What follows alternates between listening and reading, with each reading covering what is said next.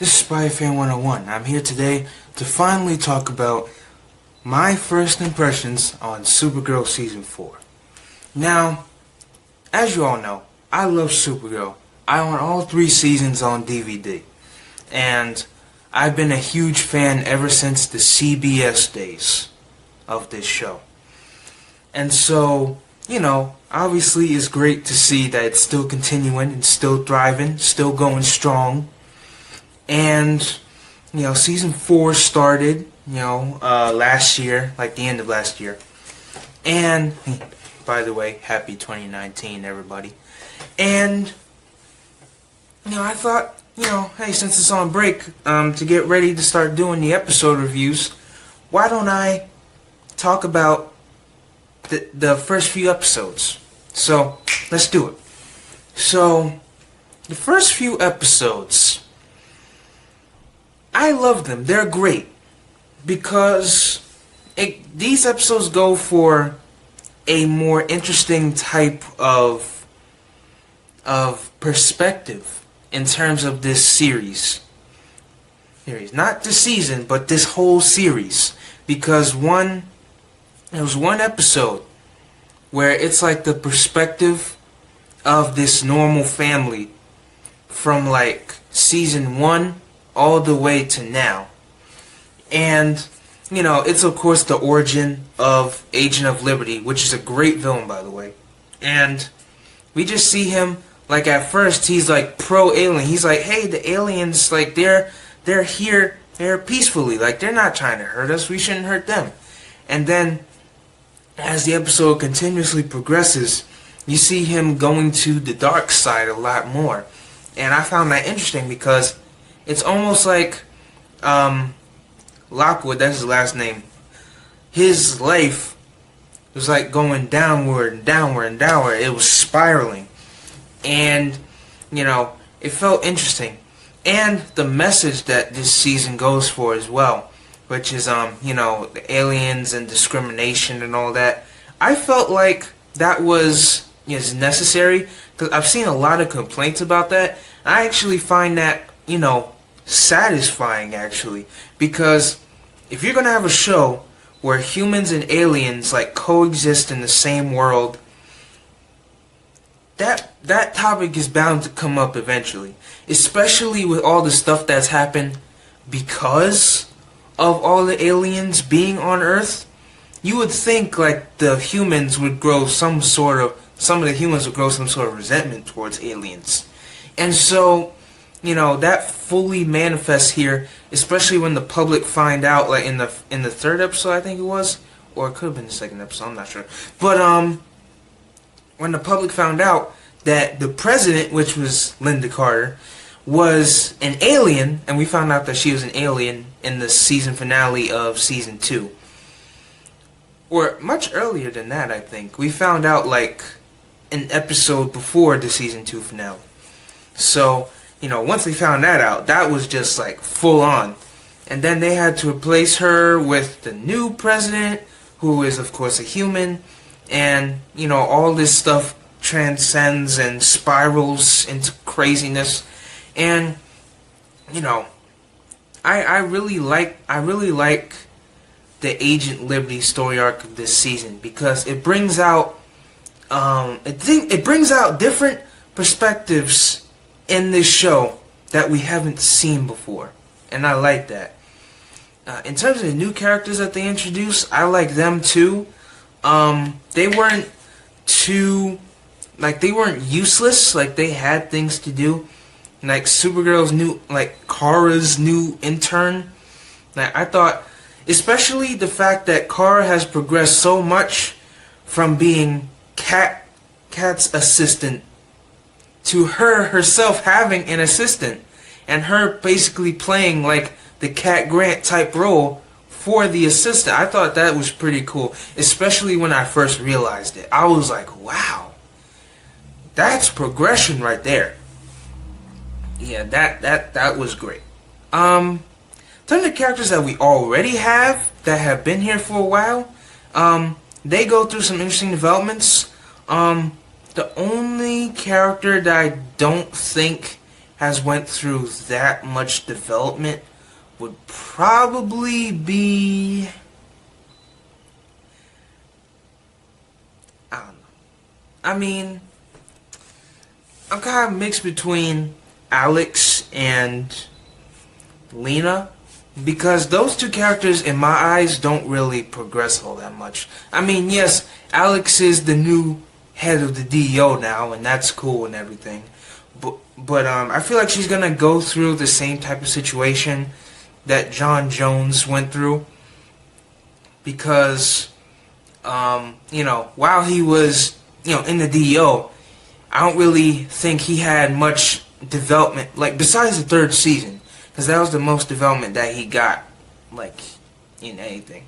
And besides season 3, I don't think John Jones had that much development in the other seasons, because he was just playing that DEO leader type role. But now, when you see John Jones, he has a lot more interesting stuff to do in terms of, you know, trying to find his place in the world and what he wants to do. And I think that elevates his character. But going back to Alex, I feel like she's going to go through the same type of situation that John Jones went through in like the season 1 and season 2 days. Although, you know, they might find a way to fix that, but I'm not sure.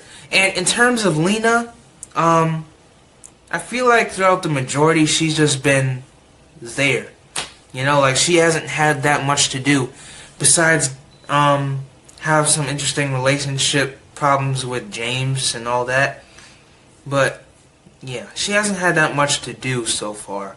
But, you know, as long as they give her more to do, then it's fine. In terms of, and that would lead me into the flaws. In terms of the flaws that I have with this season so far, the clone that they introduced at the end of season 3, while the clone does make a couple of appearances, you know, they haven't really had that much focus on her. And I know that that's because, you know, the villain of these first couple episodes have been Agent Liberty. But here's what I think they're going to do. So, spoiler alert if you haven't seen season 4, by the way. Here's what I think they're going to do. So, Agent of Liberty's in jail now. And because, you know, he made that interesting point of, oh, Supergirl, you want me? Like, at least I show you my true face. What about Supergirl, huh? She doesn't show her identity. Who is she? Who is she? And so the DEO is like, well, he does have a point. And then, you know, the president comes into the DEO and says, look, Supergirl, if you don't reveal your identity to the world, then I'm going to have to fire you from the DEO. And so she does not reveal her identity, and then, you know, sorry, somebody's taking out a garbage can. She does not reveal her true identity, and, you know, she gets out from the DEO. And then, you know, in the Elseworlds crossover, she's talking to Clark about how she, you know, got fired from the DEO because she didn't reveal her identity. And then, you know, she's talking to Clark about how she should go about this. And then Clark says, oh, you haven't need the DEO to shine, you're Supergirl. I mean, come on now. And so, you know, especially with Clark and Lois being gone after the Elseworlds crossover, I feel like this season she's going to have a lot of protecting to do. Especially because I've heard rumors that Lex Luthor is supposed to be entering the show soon. And so that should be very interesting. But in terms of that, let me go into what I think they're going to do. So, because Supergirl's not in the DEO anymore, you know, somebody is going to take note of this. And so they're going to be like, oh, Supergirl has been absent for a while. You know, she's been gone. Maybe, like, in between the Elseworlds crossover on Earth 38, that's where they took advantage. Because, you know, maybe they're like, oh, she's been gone for a while? Okay, this is our chance. Get the clone out here. Have her start causing havoc. And so, you know, the clone starts causing havoc in the city and everything. And then headlines everywhere is that Supergirl, public menace. Supergirl, should we trust her or should we fear her? You know, kind of like that episode in season 1 after she got infected, and when she got infected by the red kryptonite, except this time she's not really Supergirl, she's the clone. And so I think that that's where they're going to go with it. And then once she comes back after the Elseworlds crossover, she sees all this stuff happening and she's like, what just happened? And so now she has to investigate, and that will be what the rest of the season is going to be about, and her confronting the clone. And so if that's where they're going to go with it, I like it, because, you know, it's not something that we haven't seen before. Like I said, the Red Kryptonite episode in season 1, but it would be interesting to see how Supergirl and the rest of the team go about it. And it would be even more interesting to see how her reputation is going to be with the city, with this clone roaming around. So, yeah. Overall, season 4 has been great so far, and I absolutely love the way it's going. And, you know, if I were to rank all the episodes, the first one gets a 10 because it was absolutely amazing the way they set it up. The opening scene where she's saving a bunch of people, that was great, and just the episode in general was great as well. So 10 out of 10. The second one would get. See, I'm going off of memory here because, yeah, I'm just going off of memory. Let me. Okay. So episode 1 gets 10. Fallout gets an. I'd say it gets an 8. I say it gets an 8. Man of Steel gets, just all of them get from 8 to 10. All of them. From 8 to 10. There's not one episode where I go, oh, 7. Actually, no. Bunker Hill would probably be 7. Because although I liked the episode, and you know, the way they tied up the whole Agent of Liberty thing was handled well, I feel like, you know, the episode was kind of a bore fest. And I really like, oh my goodness, I forgot his name. Manchester Black, I think. I really like his character. He's an interesting villain to add to the show. But I feel like, you know, the episode itself was just boring. And so that's why I gave it a 7. But, yeah. All of them, besides the Bunker Hill episode, would get from 8 to 10.